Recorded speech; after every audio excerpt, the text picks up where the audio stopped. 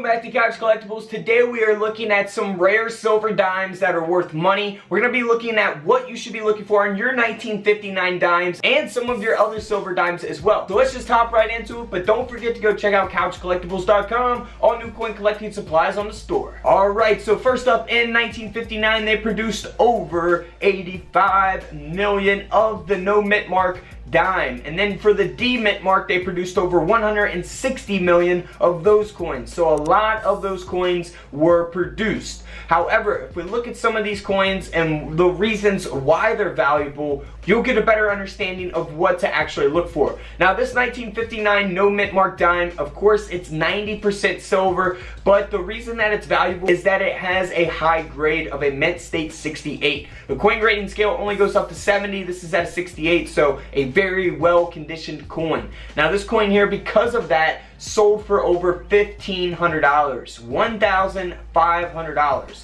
Now keep in mind, it does have a full torch as well, so if you're not familiar with that, here's an example of the full torch on the reverse of the Roosevelt Dime. Now here is a 1959D Denver minted Roosevelt Dime. Again, this one is graded at a high grade with the full bands, so that's what gives it a lot of value. It's got some really nice genuine toning to the coin here, and this coin here sold for over $1,700, $1,700 dime. Now also for the D mint mark, you also want to look for a repunched mint mark. So here's a couple examples of a D mint mark being repunched on the Roosevelt Dime. So always be on the lookout for those. You can get a USB coin microscope on CouchCollectibles.com to see your coins up close like this and see if you have a repunched mint mark. Now here's an example of the coin that has a repunched mint mark from 1959,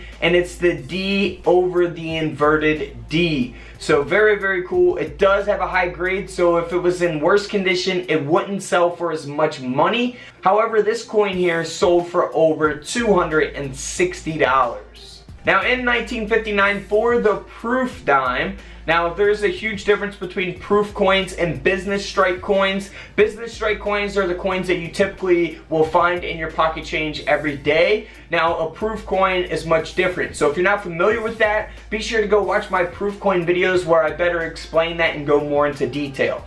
Now this coin here, because of the high grade of a proof 68, sold for over $900. A $900 dime. Hey guys, check out these other dimes that you should always be on the lookout for in your pocket change or in your coin collection. Alright, so first off, we're going to start with the 1970 no mint mark. That means it was produced in Philadelphia. If you guys want to learn more about mint marks, feel free to go check out my mint mark video. You guys can just type in coin mint marks, Couch Collectibles on YouTube, and those videos should pop up. But here we are looking at a double die reverse. That means there's doubling taking place on the back of the 1970 Philadelphia minted dime, and you can see that there in the lettering, United States and America there. You can see that doubling taking place. Now here's another example of that doubling taking place as well. So always be on the lookout for the 1970 double die reverse dime. Now the 1970D, the Denver minted, you will see the D mint mark there on the front of the coin. There's also doubling on the reverse of that coin. You can see here in the images displayed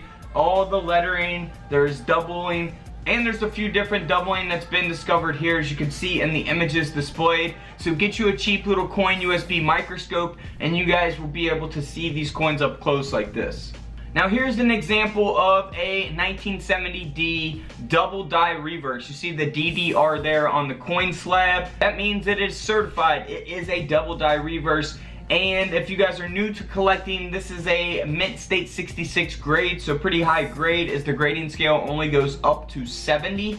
Now this coin here sold for a little over $100. I know it's not $100,000, but if you think about it, you're turning 10 cents into $100. So I always think that is an awesome profit. Now here's another example of the same coin Same grade, mint state 66, double die reverse on the 1970 Denver minted dime, and this one sold for over $135. Now here's a very interesting coin here. This is all aluminum, so the coin would be really light if you come across something like this. Obviously the whole design doesn't fit on the coin, so what happened here was, in the process of minting this coin was actually struck on what was supposed to be a Philippines 1 cent planchet, so a 1 cent coin, and those coins were aluminum. So that makes this dime here valuable, and that's why this coin sold for over $1,000.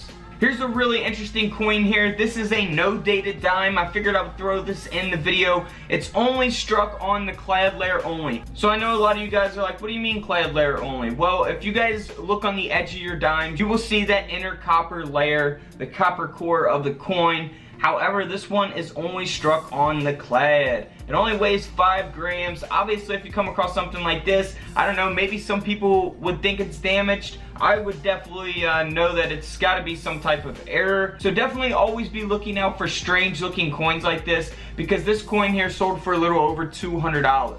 Now keep in mind, it does cost money to grade coins. So if you guys want to find an alternate route to sell your coins instead of grading them, all that information is 2 videos back. I literally went over everything you need to do if you think you got an error coin or a valuable coin. Everything is in that video, so be sure to go check it out. Here's just an error coin here that's been double struck. It's a 1970 Denver minted dime, and the second strike there you can see is 90% off center. Not the highest grade in the world, but it's a pretty cool error coin. And you probably might not find something like this in a coin roll because it might not fit in a coin roll, but still very cool error. You never know, you could find it. Can't find it if you don't look. Alright, now this coin here sold for over $75. Alright, so first up here is a close-up image of the 1968 Roosevelt Dime. Now, what you want to look for underneath a coin microscope, which I have these coin microscopes available on couchcollectibles.com. Link is in the comments if you guys want to see your coins up close like this. So you can see there on the lettering RTY there is doubling, as well as on the date 1968. So that is a double die obverse. So you always want to be on the lookout for those on the 1968 dimes. Here's an example of a 1968 dime that has that double die obverse. There's doubling taking place on the front of this dime.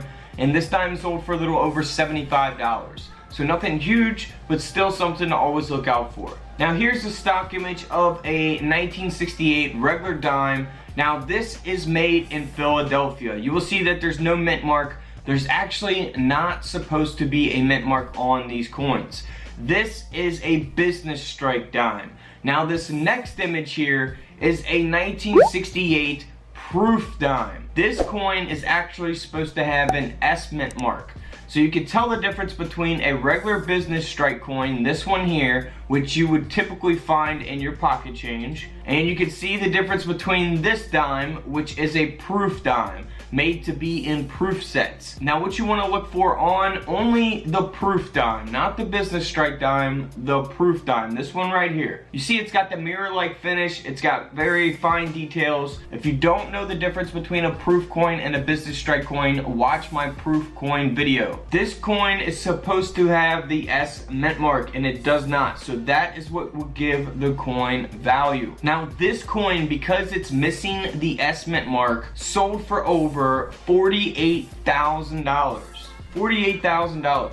Alright, next up, just real quick, this is a very high graded coin, graded at a mint state 67. It's got full bands. I've talked about that in other dime videos on my channel. This dime here sold for over $1,100 because of that high grade and full bands. Moving right along, this is something that you could definitely be looking for in your pocket change.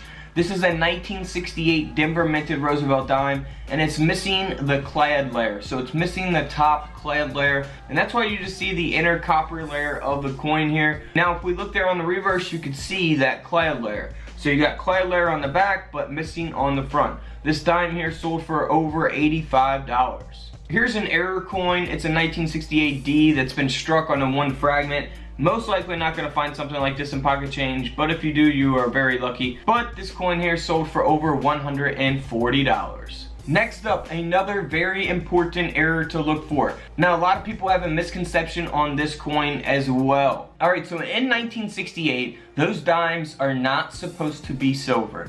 However, this coin here was actually struck on a silver planchet. That means that it's 90% silver. It was struck on one of the old planchets used from 1964 or prior. So if you guys want to know if you guys have a 1968 that's been struck on a silver planchet, all you have to do is weigh it. So if you guys get a coin scale from couchcollectibles.com, I have them available right now on the website. Make sure you guys go over there and get you one. If you put the dime on the coin scale and weigh it, you will pretty much have a good idea if it's silver or not.